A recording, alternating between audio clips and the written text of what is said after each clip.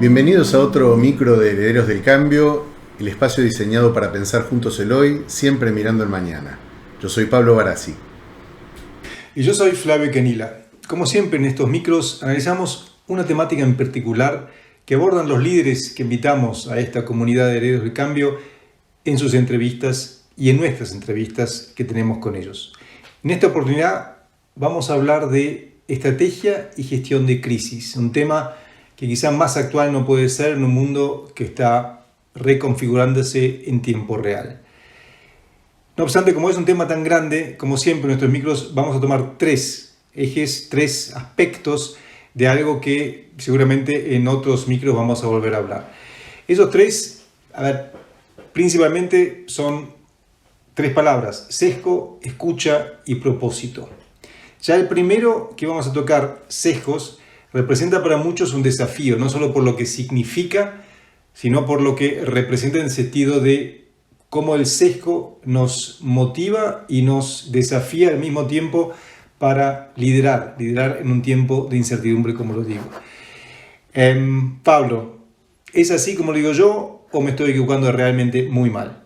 Usted nunca se equivoca, Flavio. Lo que sí es muy importante entender que el mismo eje temático que hoy nos invita, las crisis podrán ser más o menos permanentes. Lo que no es tan permanente, lamentablemente, es todavía el pensamiento estratégico. Y ahí es donde me parece que es una buena forma un buen punto de partida para pensar un poquito más este tema de los sesgos. De hecho, estos sesgos, que en realidad son sesgos cognitivos, son aquellos que retroalimentan a veces modelos mentales o paradigmas de los cuales a veces no podemos escapar.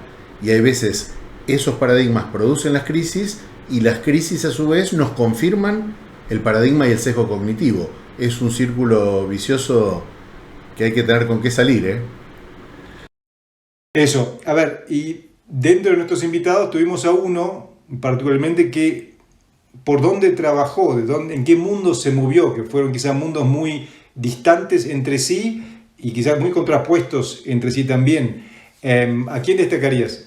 Y yo sin dudarlo pensaría en Matías Kelly, sobre todo por esto mismo que vos decís, que es una de las formas de trabajar los propios sesgos, que es saltar de ámbito, público-privado en este caso, saltar de lo interdisciplinario, de lo disciplinario a lo interdisciplinario o multidisciplinario.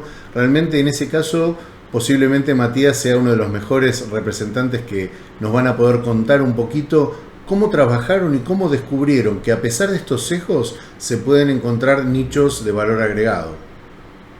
Y digámosle a nuestra audiencia primero que Matías Kelly fue, entre varias cosas, secretario en el Ministerio de Desarrollo Social de la Argentina, en el último gobierno más bien de centro-derecha. Entonces, en esa función estuvo en la primera línea de fuego en lo que es el desarrollo social. Al mismo tiempo, Matías fue antes director de la Asociación Ashoka y también de lo que es el grupo de empresas Sistemas B. Hoy lidera Sumatoria, que es una organización que desarrolla y conecta inversores con proyectos de impacto social. Fíjate lo que nos dice con respecto a qué pasa cuando el sistema financiero observa de manera sesgada. Lo que intentamos hacer en Sumatoria es econometrizar o valorar el impacto positivo, y la valoración del impacto positivo es bajando tasa, y mejor mirar el riesgo. ¿Por qué digo mejor mirar el riesgo? Porque cuando uno ve una unidad productiva de la economía popular, no cuando uno, pero cuando el sistema financiero tradicional mira una unidad productiva de la economía popular, 2 puntos. 25 hombres y mujeres que salieron de la cárcel, aprendieron a coser en la cárcel y crean la cooperativa Hombres y Mujeres Libres. ¿Okay? ¿Saben coser? Sí. Y a cada persona que entra le van enseñando. ¿Saben coser? ¿Pueden vender? Sí. Porque con las redes sociales y esta cosa medio moderna tienen muchos pedidos. Pero necesitan algunas decenas de miles de dólares para poder tener capital de trabajo. Y una institución financiera tradicional no los ve bien, no los observa de la manera adecuada, digamos así. Por lo tanto, cuando el sistema financiero observa de una manera sesgada, dice, tengo un poco de miedo, me parece que es muy riesgoso. Y el problema de eso es que cobra tasas muy altas. ¿Ok? Cierro paréntesis. Lo que quiero decir con esto es que hay dos variables que para nosotros son muy importantes. Valorar el impacto y bien mirar el riesgo. Porque si nosotros no valoramos el impacto y no bien miramos el riesgo, tenemos unas tasas como infinitas. Entonces, ¿qué hicimos? Bueno, ¿dónde está el dinero? ¿A dónde están los inversores? En el mercado de capitales. Entonces, metamos la cabeza en la boca del lobo. Y emitimos una obligación negociable, una ON, que es un bono.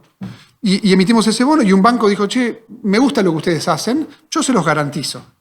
Y una consultora internacional dijo, y yo les voy a poner el sello de que es social. Y bueno, y se conformó así. Y entonces, bueno, salimos al mercado de capitales a buscar un primer bono el año pasado, un segundo hace algunas semanas, y estamos trabajando para hacer el tercero en el primer semestre. Bueno, después vamos a hacer uno más grande probablemente. Entonces, a ver, lo que Matías, y como vos bien lo anticipabas, cuando él habla digamos, del mercado financiero, lo que él ayuda a los inversores es a, digamos, desmitificar su sesgo, sacarse el sesgo de la cabeza y darle realmente o cambiar la percepción de valor que los inversores pueden llegar a tener con algún proyecto social, o realmente dónde poner la plata que ellos gestionan, y así ayudar incluso a lo que es la base de la pirámide, que no es poco, porque la base de la pirámide no tiene acceso a ese tipo de, digamos, inversiones y ese tipo también de personas que pueden ayudarles a, digamos, cumplir no sus sueños, pero sí sus proyectos. Y ahí creo que la palabra de sesgo y la idea de un sesgo puede llegar a mover o obstaculizar muchísimo. Fíjate que uno de los sesgos cognitivos más habituales tiene que ver justamente con confundir impacto y riesgo. Impacto es certeza de ocurrencia, cambia el hacer de alguien o de un grupo de personas. Un riesgo es una probabilidad de ocurrencia y sin embargo, aún en ambientes expertos, eso se confunde. Eso es justamente un sesgo a desactivar. Vamos entonces al segundo aspecto que queremos hablar hoy, que es la escucha. Como el sesgo, la escucha es quizá unas herramientas más valorables para pensar, atravesar unas crisis, gestionarla, o si no, para armar y desarrollar una estrategia hacia el futuro. ¿Por qué digo eso? Porque la escucha es una palabra que yo te lo mencionaba cuando estábamos preparando este micro. Se escucha mucho y se dice, no, porque escuchas algo de los coaches, que es algo blando, una habilidad blanda, el tema de los blandos y los duros, esto que el otro. Y al fin y al cabo, escucha no deja de ser un arma que puede llegar a ser muy filosa si el líder la sabe implementar muy bien. ¿Me equivoco mucho? Para nada, y te digo que justamente uno de esos sesgos es seguir hablando en el siglo XXI de habilidades blandas y duras. Yo les digo que en la medida en que, por ejemplo, en este caso, ¿quién no recibe material vinculado a la escucha efectiva, no sé si cotidianamente o cada 2 días? Y sin embargo, a pesar de que estamos informados de que esto es importante, no lo podemos efectivizar, no lo podemos incorporar a nuestro comportamiento. Siempre hay impedimentos. Ahí es donde me parece muy importante escuchar a una de nuestras invitadas, Flavio, no sé si coincidís, Silvia Gil Cordero, una experta, posiblemente la experta número 1 en Paraguay, digamos, vinculada a este tema y a todo lo que tiene que ver con ser justamente directora del Instituto de Desarrollo Personal, el IDP, ¿no es cierto? Entonces, es estratégico. ¿Qué personas tenemos que atraer a nuestro equipo para cumplir la visión? ¿Qué talentos o cerebros tenemos que fidelizar? No retener, no me gusta la palabra retener, parece que te retengo a la fuerza. Fidelizar. ¿Qué cerebros tengo que fidelizar o debemos fidelizar para cumplir la visión? Entonces, el rol de recursos humanos, creo que tenemos que separarnos de lo operativo para evolucionar a lo estratégico y que mi pensamiento esté más en algo sistémico y no en algo operativo. Creo que también para evolucionar, Flavio, tengo que saber y dedicarle tiempo en la agenda de manera intencional a la escucha con la gente. Silvia, hoy me dice un gerente de recursos humanos, Dios mío, perdí 30 minutos en el teléfono hablando con fulano de tal porque estaba con depresión. No perdiste 30 minutos. Ese es tu rol, escuchar. Si es por mí, te pondría que en tu tiempo escuches 70% a la gente. Eso para mí es estratégico porque es la gente, es el talento humano, el potencial humano. Yo me quedo con lo que dice Silvia, más que nada porque ella lleva el tema de la escucha a una de las áreas que hoy quizás está más desafiada, y vos desde de la expertise que vos tenés y del sector donde vos estás, considerás que para mí es la gestión de talento, en su momento llamado recursos humanos, y ella le dice, o lo posiciona en que el Departamento de Recursos Humanos, las personas que gestionan talento, deberían entender que están ante un desafío estratégico, que tiene que ser operativa y realmente posicionarse, sentarse a la mesa de directorio y entender que tiene una función clave a la hora de diseñar el futuro de la compañía, de la organización, y que esa función la van a cubrir muchísimo mejor si saben aplicar la escucha, ¿no? Una de las formas de dejar de estar absolutamente absorbidos por lo operativo, Flavio, en gestión pública o gestión privada, tiene justamente que ver con esta habilidad de la escucha. Queremos pensar más estratégicamente, tenemos que generar una escucha, pero una escucha efectiva, una escucha que nos transforma.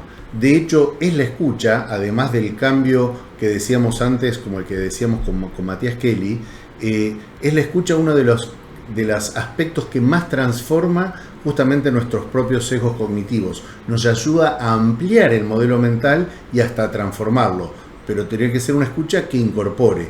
Y una escucha que a veces es individual, a veces es grupal, a veces es organizacional y a veces también es social. Hay que desarrollar los mecanismos de escucha social. Y cuando digo de escucha, y te pregunto porque puede ser que me equivoco, o sea, cuando hablamos de escucha, estamos hablando no simplemente que yo ponga el oído, ¿no? Cuando hablamos de escucha, como decías vos, efectiva, ¿de qué estamos hablando exactamente?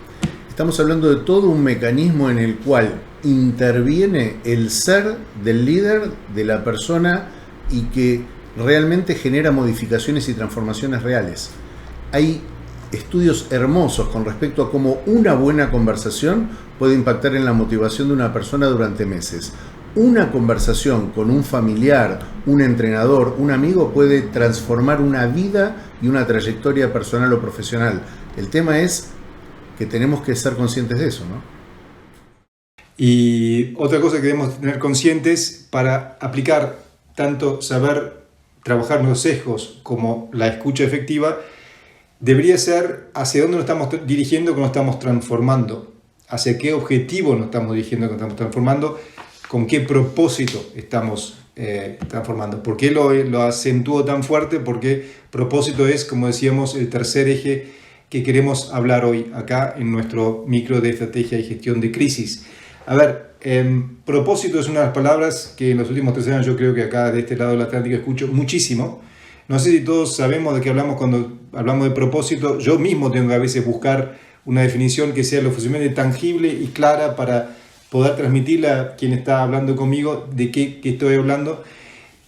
Propósito sería como un norte, sería como un lugar hacia donde queremos ir. ¿Por qué propósito a la hora de pensar estrategia y gestión de crisis puede llegar a ser tan fuerte?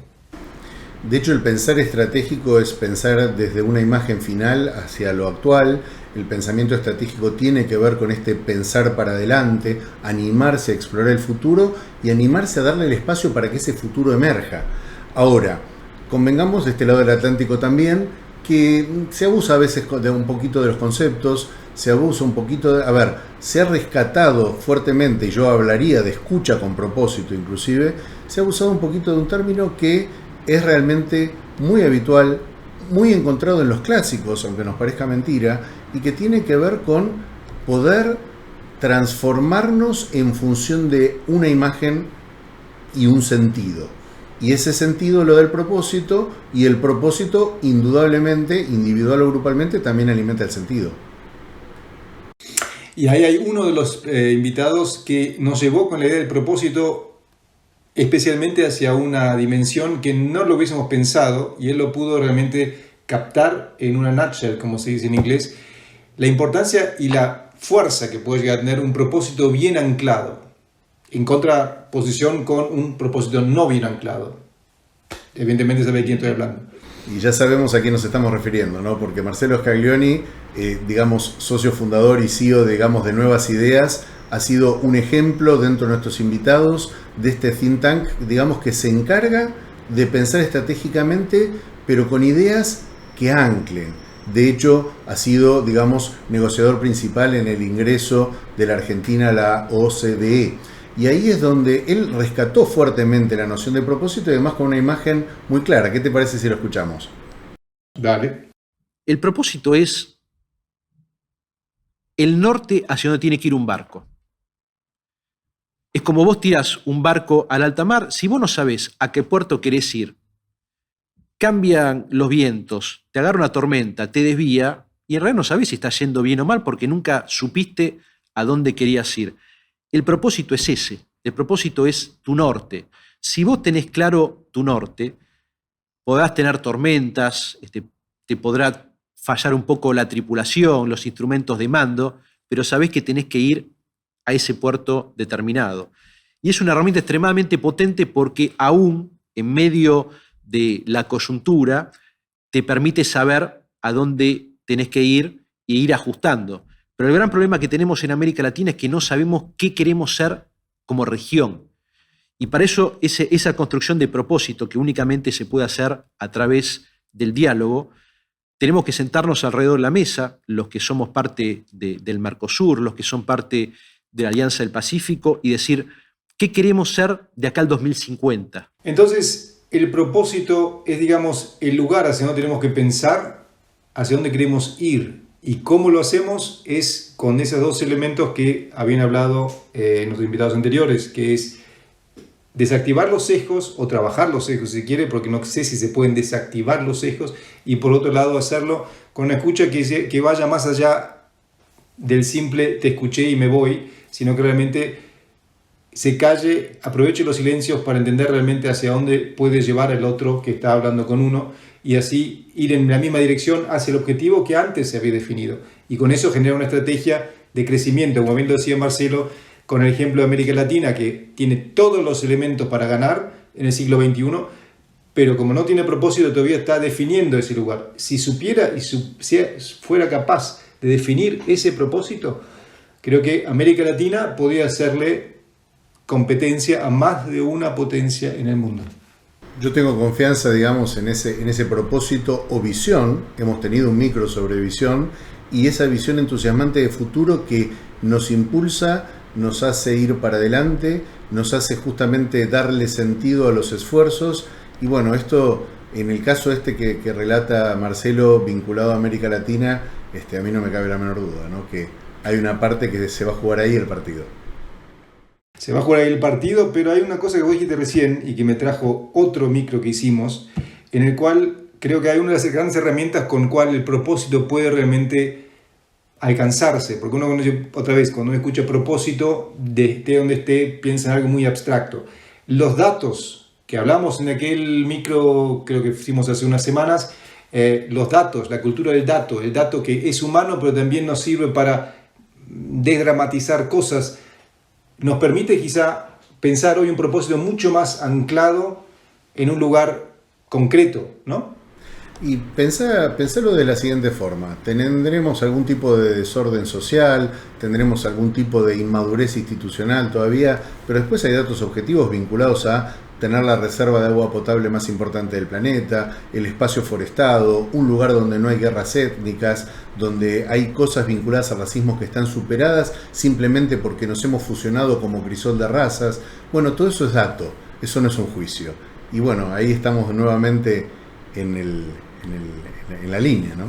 Ahí tenemos la línea que nos permitirá anclar el propósito que queremos alcanzar, que es un objetivo y es una meta, y no importa si es a nivel regional, a nivel personal, a nivel organizacional, y que con este objetivo, con esta idea en la cabeza, yo quisiera cerrar acá este micro de estrategia y gestión de crisis. Esperamos que lo hayan disfrutado y que se hayan llevado una idea, como decimos siempre con Pablo, para pensar el hoy mirando el mañana. Sigamos entonces hasta el próximo micro, siempre de la mano de los protagonistas en esto que es Herederos del Cambio.